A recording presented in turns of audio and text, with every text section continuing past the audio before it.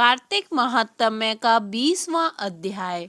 अब राजा पृथु ने पूछा, हे देवऋषि नारद, इसके बाद युद्ध में क्या हुआ तथा वह दैत्य जलंधर किस प्रकार मारा गया?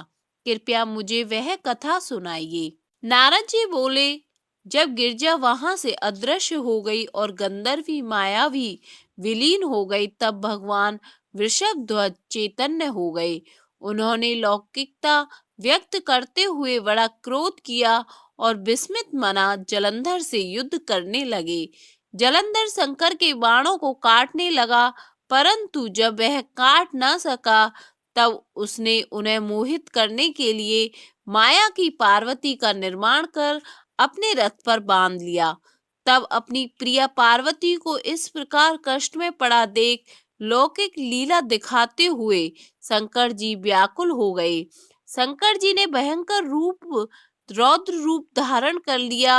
अब उनके रौद्र रूप को देख कोई भी दैत्य उनके सामने खड़ा होने में समर्थ न हो सका और सब भागने छिपने लगे, यहाँ तक कि शुंभ निशुंभ भी समर्थ न हो सके। शिव जी ने उन शुंभ निशुंभ को शाप देकर बड़ा धिक्कारा और कहा, तुम दोनों ने मेरा बड़ा अपराध किया है। तुम युद्ध से भागते हो, भागते को मारना पाप है। इससे मैं तुम्हें अब नहीं मारूंगा, परंतु गौरी तुमको अवश्य मारेगी। शिव जी के ऐसा कहने पर सागर पुत्र जलंधर क्रोध से अग्नि के समान प्रज्वलित हो उठा। उसने शिव जी पर घोर बाण बरसाकर धरती पर अंधकार कर दिया। तब उस दैत्य की ऐसी चेष्टा देखकर शंकर जी बड़े क्रोधित हुए तथा उन्होंने अपने चरणांगुष्ठ से बनाए हुए सुदर्शन चक्र को चलाकर उसका सिर काट लिया।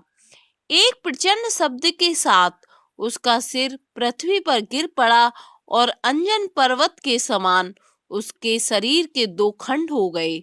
उसके रुधिर से संग्राम भूमि व्याप्त हो गई। शिव आज्ञा से उसका रक्त और मांस महारौरव में जाकर रक्त का कुंड हो गया तथा उसके शरीर का तेज निकलकर शंकर जी में वैसे ही प्रवेश कर गया जैसे वृंदा का तेज गौरी के शरीर में प्रविष्ट हुआ था। जलंधर को मरा देख देवता और सब गंधर्व प्रसन्न हो गए। 20वां अध्याय संपन्न।